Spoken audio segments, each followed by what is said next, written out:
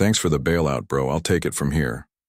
Ryan said it with that easy grin of his, leaning back in the office chair like he'd just inherited something instead of being handed control of the restaurant I'd saved with my own money. My name's Mike Villarreal. I'm 38 years old, and I just watched my family decide I wasn't good enough to run the business I'd rescued from bankruptcy. We were sitting in the cramped back office of Villarreal's Kitchen, our family's Mexican-Italian fusion place on the west side of San Antonio.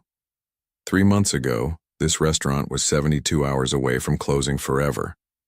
$122,000 in debt, landlord threatening eviction, vendors cutting us off. I sold my downtown condo to save it.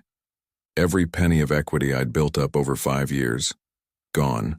We've decided Ryan will take over operations, my dad said, not looking at me. Thomas Villarreal, 66 years old, built like he used to work construction before he started cooking. He's better with people and business stuff. You're not really built for this kind of pressure, Mike. My mom, Gloria, sat quietly in the corner. She'd perfected the art of disappearing during family confrontations, finding something to clean or organize until the uncomfortable moment passed. Today she was reorganizing invoices that were already organized. I looked at the folder in my lap. Financial projections, marketing strategies, vendor renegotiations I'd already started. Plans for the restaurant I'd been working in since I was 22, learning every position from prep cook to manager. The place where I'd spent 16 years of my life. What's my role going to be? I asked. Same as always, my dad said. Kitchen manager. You're good back there. Kitchen manager. Reporting to my younger brother who'd worked here part-time for 2 years when he felt like showing up. Ryan was already pulling out his phone, probably planning his social media announcement. He'd been talking about elevating the brand and modernizing our digital presence since he started working here.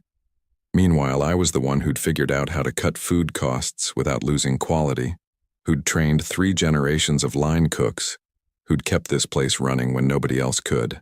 Sounds good, I said. That was it. No argument, no protest, nothing dramatic.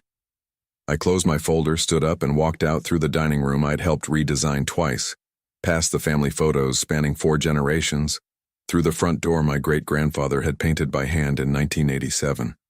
I sat in my truck for 20 minutes, not angry exactly, just clear about something I'd been avoiding for years.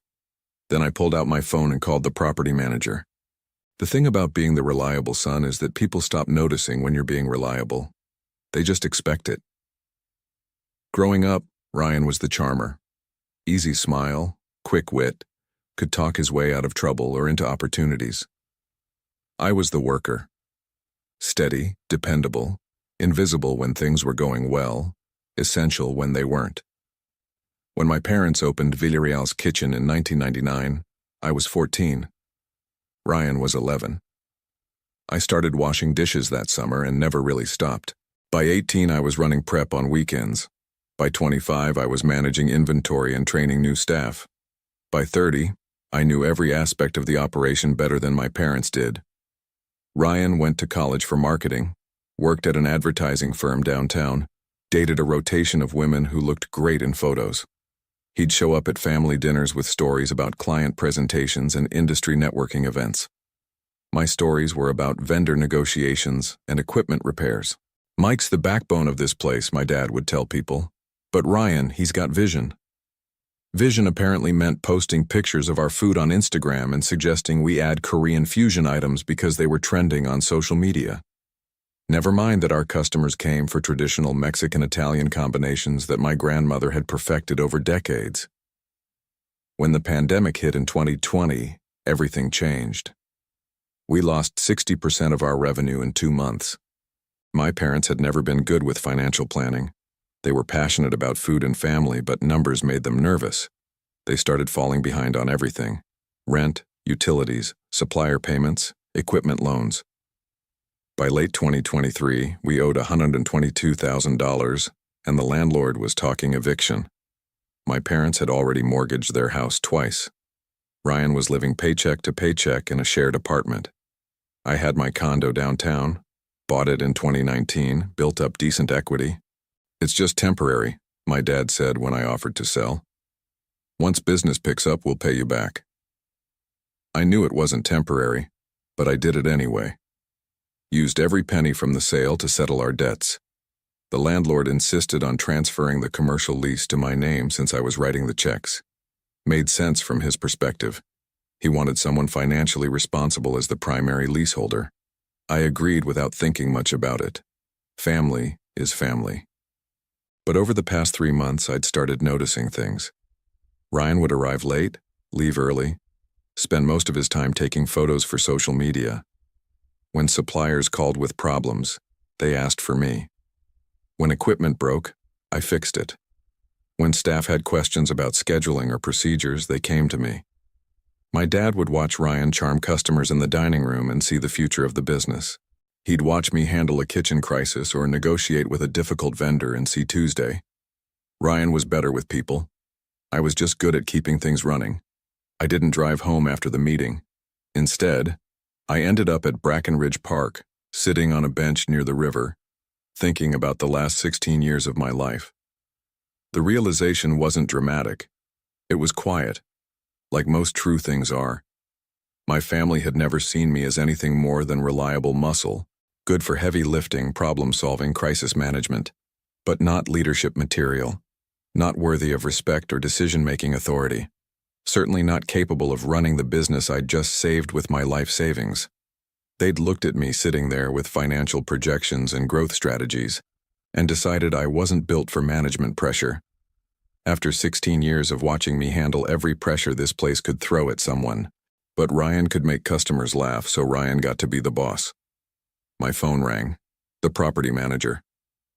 "Mike, got your message. You said you had questions about the lease?" "Yeah. If I wanted to change the management structure of the restaurant, what would that look like legally?" "Change it how?" "New operating partner. Different leadership structure."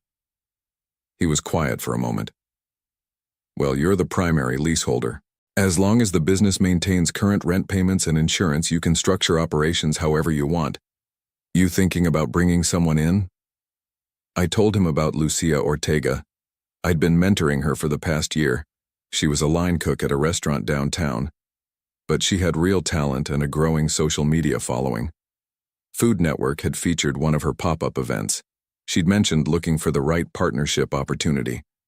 "How fast could something like that happen?" I asked. "Couple days if you have the paperwork ready." "You want to run this by your family first?" "No," I said. "I don't think I do."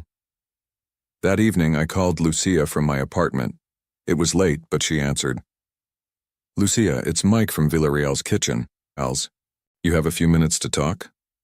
"Mike, sure, what's up?" "Remember that conversation we had about partnerships? About you looking for the right opportunity to run your own kitchen?" "Yeah." "How would you feel about taking over operations at my family's restaurant? Equal partnership, your name on the sign, complete creative control over menu development." Long pause. "Are you serious?" "Dead serious. I can have the paperwork ready by Thursday." "Mike, what's going on? Did something happen?" "Something happened," I said.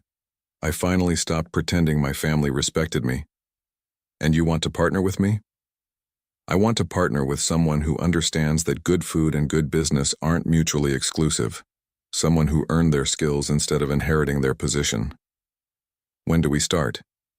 "How about Thursday morning?" After I hung up, I sat in my empty apartment thinking about the conversation I'd just had. Tomorrow, Ryan would show up at the restaurant expecting to start his new job as manager. He was going to be disappointed. Wednesday morning, Ryan arrived at Villarreal's Kitchen with a notebook full of ideas and the confidence of someone who'd never actually run anything. I'd been there since 5:30 a.m., handling the morning prep like I had every day for the past 16 years. Our prep cook, Carlos, had given me a knowing look when I came in. Family gossip travels fast in Mexican families, and he'd already heard about Monday's management announcement. "You okay, hermano?" he'd asked in Spanish. "I'm fine," I'd told him. "Just keep doing what you're doing." Ryan walked into the kitchen around 9 a.m. with his coffee and notebook, radiating the kind of enthusiasm that comes from not understanding what you're actually responsible for. "So I've been thinking about the menu," he said, flipping through pages of notes. "We need to modernize. Korean-Mexican fusion is huge right now. I'm thinking kimchi quesadillas, bulgogi tacos, maybe some kind of Korean-Italian pasta situation. I was breaking down chickens for our lunch specials. We're Mexican-Italian. That's what our customers expect. But we need to evolve, Mike. Social media engagement is all about staying current with food trends. I've been studying what's working on TikTok. I stopped cutting and looked at him. Have you talked to any of our actual customers about Korean fusion? I don't need to talk to them. The data shows what's trending. That was the moment I knew for certain this partnership was going to be a disaster. Ryan genuinely believed that running a restaurant meant following social media trends and posting pretty pictures. He had no concept of our profit margins, our customer base, our operational realities. Ryan, I said, we've got 38 covers reserved for lunch today. Maybe focus on that first. He waved dismissively. That's operational stuff. I'm thinking bigger picture. At 11 a.m., our produce delivery arrived short on Roma tomatoes, a key ingredient for our signature arrabbiata sauce. Ryan was in the office updating our Instagram bio to include under new management. I called our backup supplier, negotiated a rush delivery for double the normal price, and had Carlos adjust our prep to stretch what we had. By the time lunch service started, we were ready. But I watched Ryan take credit when our regular customer, Mr. Rodriguez, complimented him on how smoothly everything was running. Just good management, Ryan told him with that practiced smile. Around 2 p.m., my dad stopped by to see how the transition was going. He found Ryan in the dining room talking to a food blogger who'd heard about our new direction. How's the new structure working out? My dad asked me later. Great, I said, not looking up from my prep work. Ryan seems energized. He's got real vision for this place. I kept chopping vegetables. Didn't mention that Ryan's vision mostly involved posting photos and following food trends that had nothing to do with what we actually served. That evening after we closed, Ryan pulled me aside for what he probably thought was a magnanimous gesture. Look, Mike, I know this transition might feel weird, but I want you to know I value what you bring here.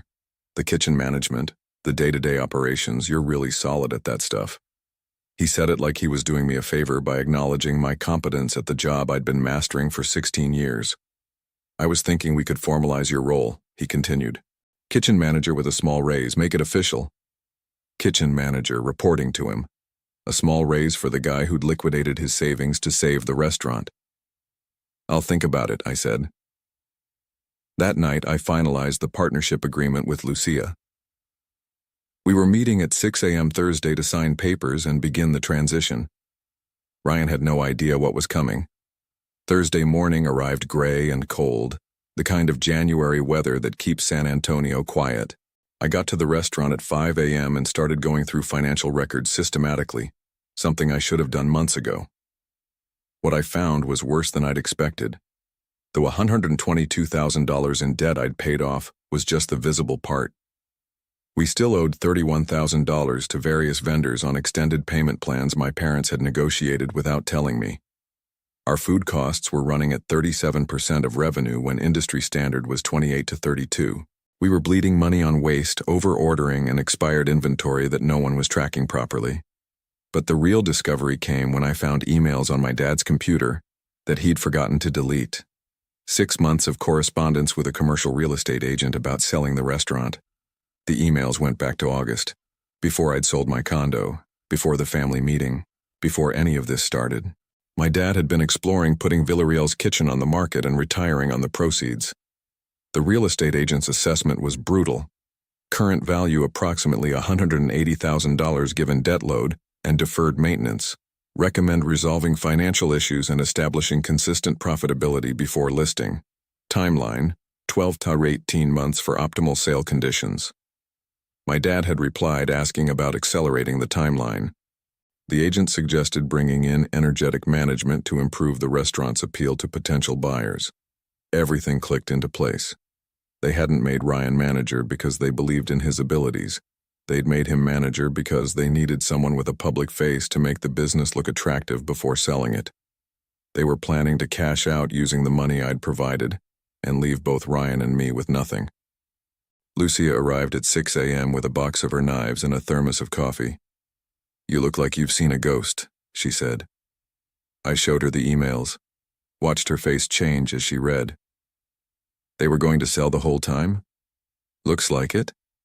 And they never told you? Family communication has never been our strong suit. She sat down heavily in one of the dining room chairs. Mike, are you sure about this partnership? Because if your family finds out what we're doing, they're going to find out anyway. The question is whether we do this right or we let them keep treating us like we don't matter. At 7 a.m., we changed the locks, not to keep people out permanently, but to control access during the transition. I was the leaseholder. I had every legal right to restructure the business however I wanted. Carlos arrived at 8 a.m. and found us working together in the kitchen, prepping for lunch service. Changes? He asked simply. New partner, I said. Same job, same pay, better food. He smiled and tied on his apron. Good. This place needed new blood. At 9 a.m., Ryan showed up and found the front door locked. His key didn't work. He knocked on the window looking confused and then increasingly agitated. I let him in through the back entrance. What's going on with the locks? He demanded. Security upgrade, I said. There's been a management change. Management change? What are you talking about? I handed him an envelope containing a formal letter. Villarreal's kitchen was now operating as Villarreal and Ortega. His employment was terminated effective immediately with 2 weeks severance. You can't do this, he said. Dad made me manager. Dad doesn't have the legal authority to make management decisions. I'm the leaseholder. Leaseholder? What does that mean? It means I control the business operations. Ryan stared at the letter, then at Lucia working in the kitchen, then back at me. This is insane. This is business. I'm calling Dad, Ryan said, pulling out his phone. Go ahead, I told him. But you might want to ask him about his conversations with the real estate agent first. Ryan stopped dialing. What real estate agent? I showed him the emails, watched his face go through the same sequence of emotions mine had an hour earlier. Confusion, realization, anger. They were planning to sell? He asked quietly. After you helped make it look profitable enough to attract buyers. He sat down in one of the dining room chairs, still holding his phone. For maybe the first time since I'd known him, Ryan was completely speechless. Look, I said, you can fight this if you want. Call Dad, call a lawyer, make a scene, but you'll be fighting me, not them. And I actually know how to run this place. Lucia came out of the kitchen carrying a plate. Try this, she said to Ryan. He looked at her suspiciously, then at the food. Korean spiced carnitas with traditional Mexican rice and a gochujang cream sauce that somehow didn't compete with the other flavors. Ryan took a bite. His expression changed completely. This is incredible, he said. That's what happens when you base menu changes on actual cooking skills instead of social media trends, I said. He finished the entire plate in silence. When he was done, he looked up at me. How long have you been planning this?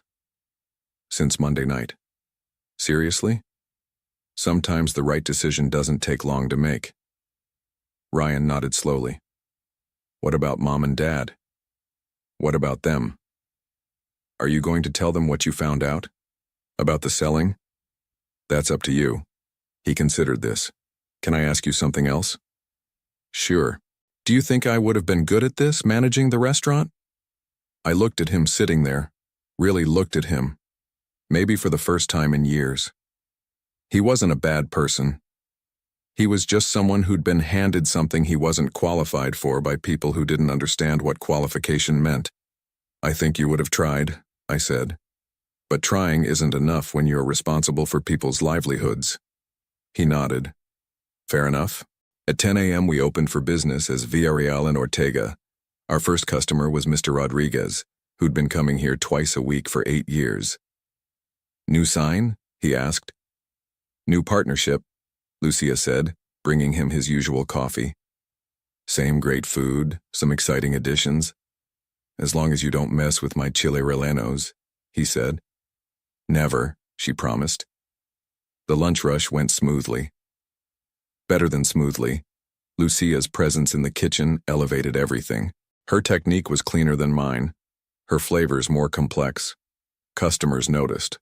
By 2 p.m., we'd served more covers than we typically did on a good day. Ryan left around noon, shaking hands with Lucia and nodding at me. "Good luck," he said. "I think you're going to need it when Dad finds out." "Probably," I said, "but not for the reasons he thinks." That afternoon, I called our suppliers to introduce Lucia as my new partner and update our ordering procedures. I called our insurance company to add her to the policy. I called our accountant to restructure the business entity. By 5 p.m., Villarreal and Ortega was officially operational. That evening after we closed, Lucia and I sat in the dining room planning menu changes and reviewing the day's numbers. "You realize your family is going to lose their minds when they find out about this," she said.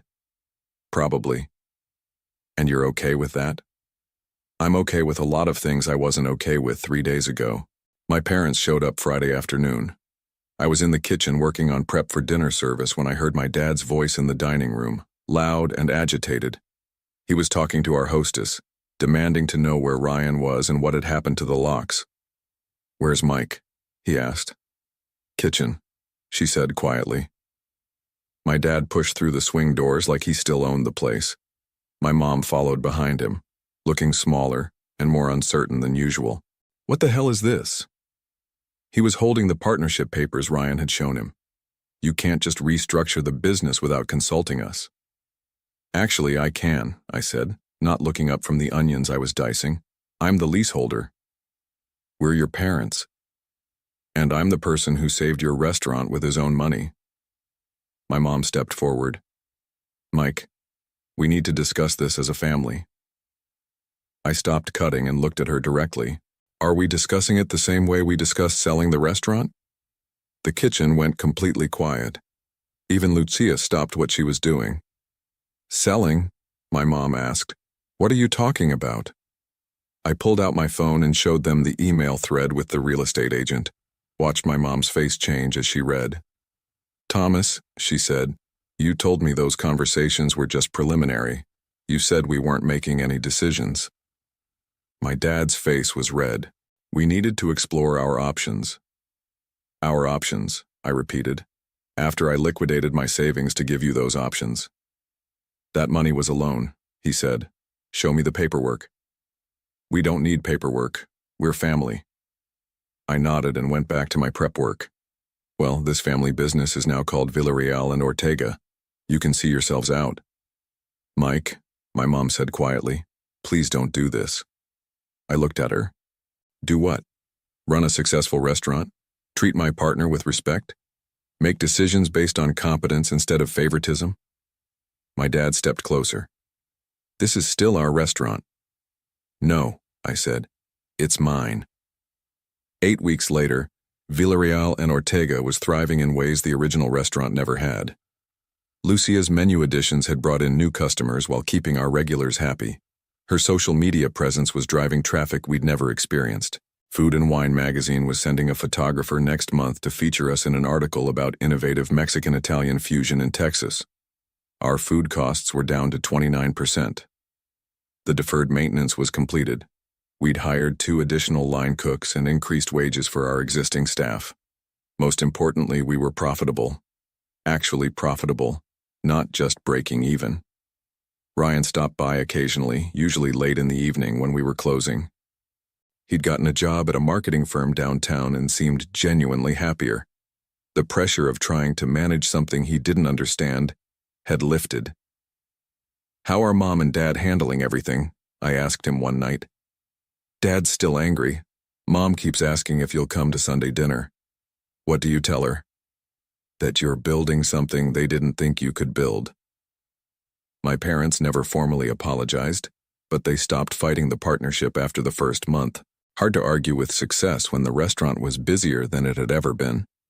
The real estate agent called once to ask if we were still interested in selling. I told him to remove us from his listings permanently. Last week, I signed a 5-year lease renewal with an option for another 5. The property manager said we were the most stable tenant in the building. That evening, I sat in the dining room after closing, looking at the sign Lucia had designed. Villarreal and Ortega. from scratch. Simple, honest, accurate. Ryan was right about one thing. I wasn't built for the kind of pressure my family created. I was built for the kind I chose myself.